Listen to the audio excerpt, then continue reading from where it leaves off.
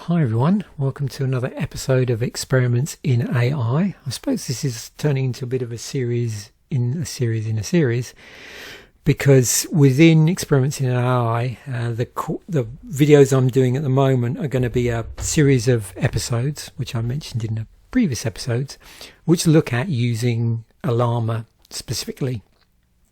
And if you want to see a little bit more detail, then watch some of the earlier episodes, but you are able to watch these sort of out of order if you want. In this episode, we're going to be looking at code generation and debugging. So playing around, doing experiments around that concept in Ollama. We won't be doing code completion though. This is code generation and debugging.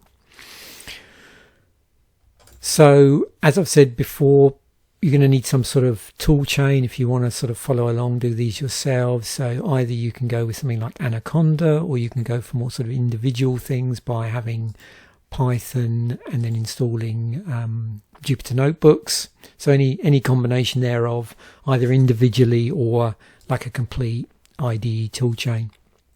You'll also need to download Ollama, and you can read about that if you choose to. I would suggest before or after doing these, this series might be a good idea, but you don't necessarily have to read anything if you don't want to.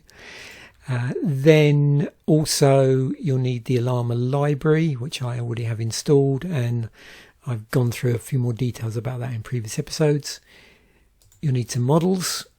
Rather conveniently, a lot of the examples I'm running have pull commands in them, which will pull down a model if it's not there, but not every episode has that, and I'll try and flag that up where that's the case.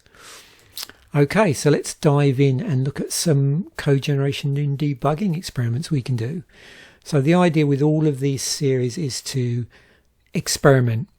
I've gone into this sort of running. I spent about a week putting these together.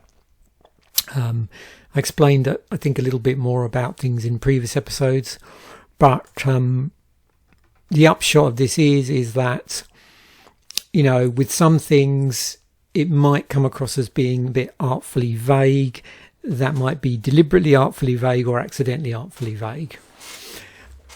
So I'm just going to let that run in the background, and while that's running, we'll look at the results in a moment. I'm going to walk through what's going on here.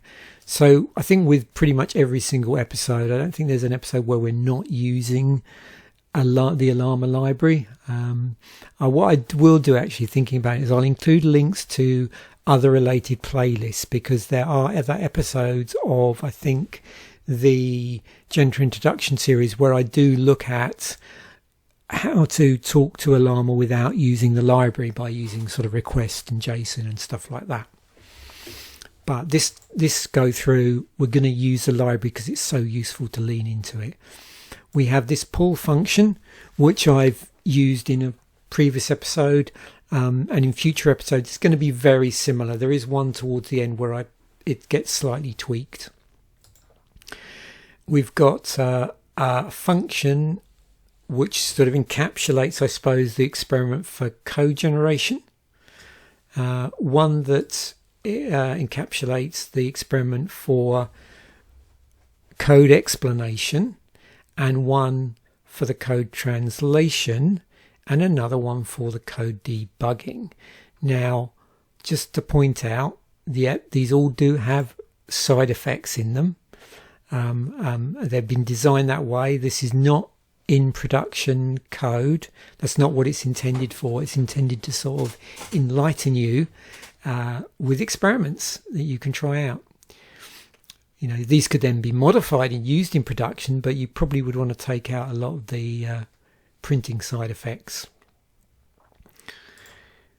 So we've got code translation, we've got code debugging, and if you've watched previous episodes, you'll probably recognize this standard structure here. So we're using the Ollama library to do the chat, get a response.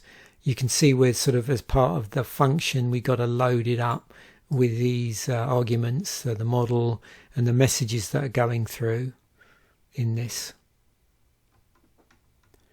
And probably what I could have done is I could have done a single sort of standalone function, and then done a whole, like a helper function, and then done a whole series of wrappers for each one of these, because you can see the code's actually very similar.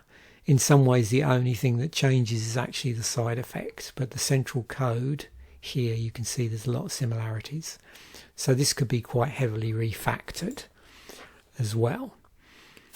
And then we get into the sort of body of this, which actually calls all the function, loads up the appropriate arguments. So we've got our factorial prompt, we have our code to explain prompt, our code to translate, and our flawed code.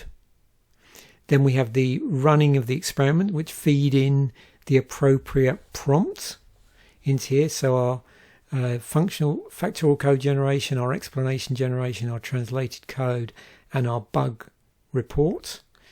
And then we've got some printouts, mainly for stuff that you might want to do in the future.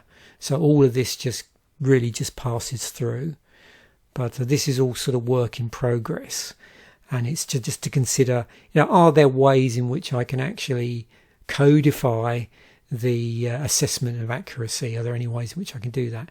Now you might find that no, there isn't, and you're just eyeballing it, but yeah, it's just something to think about for the future.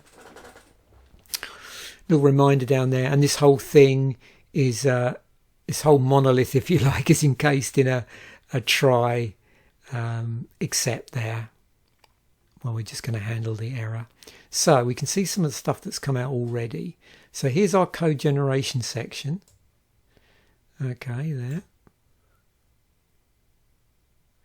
And again, the purpose of these videos is not to evaluate the answers at this point. It's to encourage people to experiment with this and then evaluate how good the different models are themselves. You can see here we're specifically using, I don't know if I pointed that out, we're specifically using Ollama to do this. You can also use any you've got access to. Like I said before, the way this is configured for this experiment is it will try and pull the model. So it looks at the Ollama library you have locally, sees if it's there. If it's there, great, doesn't need to do anything. If it isn't there, then it will actually do a proper pull and pull it from the web. So we've got code generation, code explanation, code translation, where we're going from Python to JavaScript, code debugging, where we're trying to get it to pick what's wrong here, and it seems to have picked up a 0 division error. Now there could be other errors here as well. And then the area where, experiment observations, if you wanted to codify something in there to allow you to assess certain things. See if you can come up with some clever tests maybe. I don't know. So lots of option for improvement there. Hopefully this is informative and helpful, and you just get in there and experiment. I don't know if I've mentioned before, I probably have, but of course all of this code I will include links to on my GitHub page, all sort of split up nicely with each week's episode, and mainly just a single file nicely separated out in here with all, just ready to run. So I'll do the usual trick before I upload it of restarting and clearing all the outputs. There we go. Thanks once again for watching. Bye for now, and I will catch you in a future episode.